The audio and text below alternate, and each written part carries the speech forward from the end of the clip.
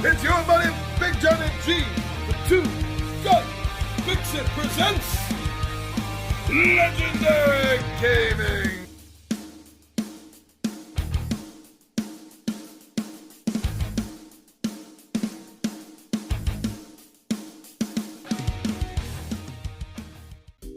Alright, so this Midday Monologue Monday, I want to talk about something I've only just started doing, but I enjoy it.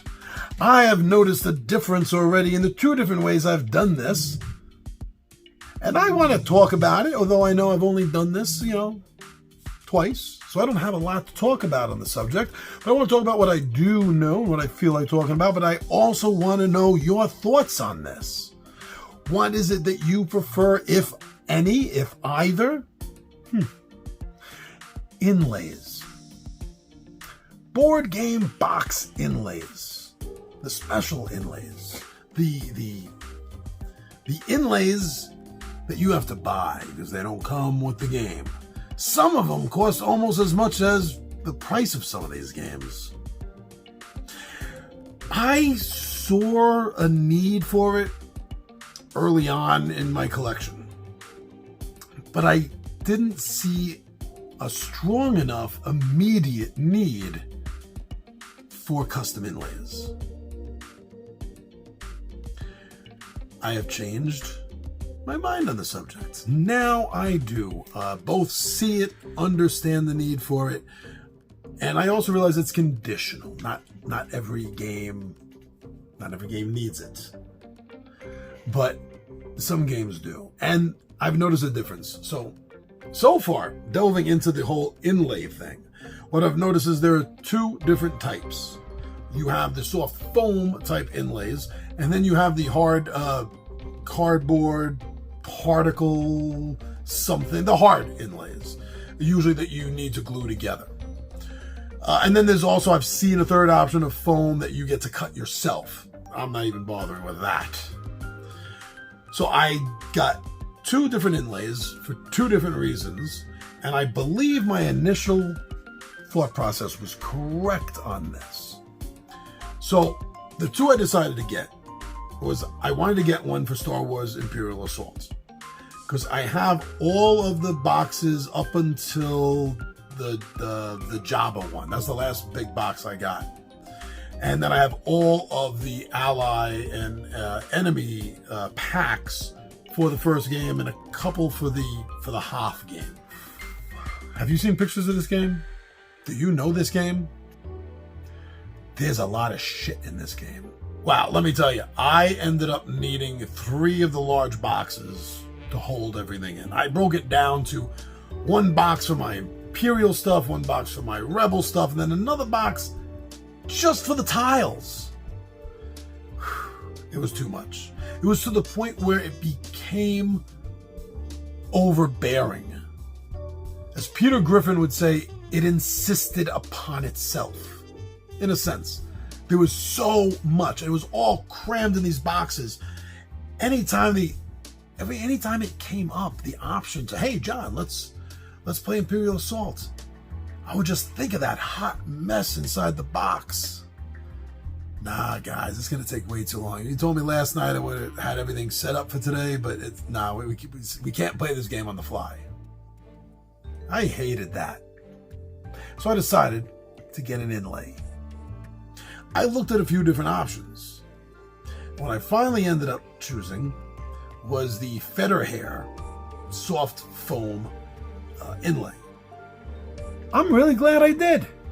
That soft foam inlay worked perfectly for what I needed. Because by itself, there was just barely enough room for the core game and maybe a few extra spots for a few other things. But like a few of the mini hero and enemy expansion, the packs, right? But that was it. But because it's soft foam, I was actually able to cram usually up to 3 action figures, I still call them action figures. I was able to cram 3 miniatures into each individual miniature slot. More or less. A couple of them were big. I think a couple of them I got 4 in, but more so the average was 3. If I had used a hard inlay tray, that wouldn't have been possible. And I still would have had to buy a second one for all the overflow. And that wouldn't have cut down the boxes, really. So as it stands, I'm down to 2 boxes because that one feather hair soft foam inlay, like I said, fit crammed, but fit everything in my collection into it except for all the tiles. So I have all the tiles from the base game, and I think I have a few from the Hoth game in there, but that's all it could fit. So I did end up having to still use one of the other boxes for that. But it would have been worse if I did the hard. Definitely that game called for the soft foam. Now on the other hand, for my Marvel Champions the card game,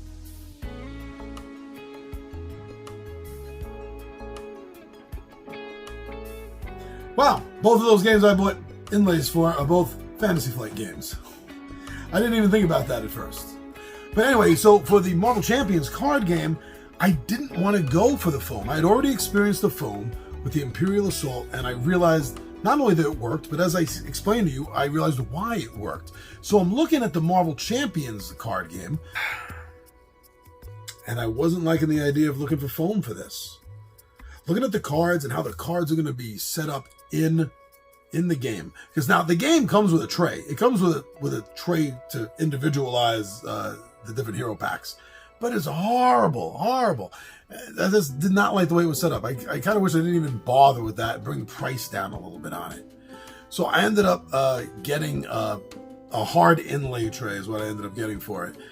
And the way this holds the cards and the way I can change the dividers to constantly change the spacing that I may or may not need for it with this deck of cards in it now, with these decks I've added by buying them and putting them into the collection. I love it. Going with the hard inlay, although I did not like gluing it together. I'm horrible at that. I know you look at me and go, John, it's gluing. How bad can you be? They do that in kindergarten art class. Go ahead, make fun of me. Feel like a big man now? No, but seriously, I just wasn't very good at it. I ended up using a little bit of tape here and there just to make sure things stay right, but they did. The glue worked regardless. I did it well enough. Between that and a little bit of the tape, it's sturdy and it works great. I am so happy that for a card-based game that I went with the hard custom inlay. Now there are cards for the Star Wars, but there's very few. There's very few in comparison to the amount of miniatures. So it wasn't a big problem. If it had been an all card game, I don't think I would have been happy with the foam tray. So do you use custom inlays? And have you noticed a difference between the two like I believe I've noticed? Now, do you have a preference to maybe one company or another? Or just like I was talking about one style, maybe you agree with me or disagree with me on using a foam versus a hard for one style or another, a miniatures game or a card-based game. Let me know. Let me know, because I'm really getting into this and I have a lot of options here and I don't want to be spending all that money. So I definitely want to pick and choose what I'm going to be getting custom inlays for. So talking a little bit of my experience, and now I'd like to hear a little bit of yours on the subject. All right, thank you very much, everyone. I'm your buddy Big Johnny G for Two Gun Pixie presents Legendary Gaming. And my friends, I am out of here.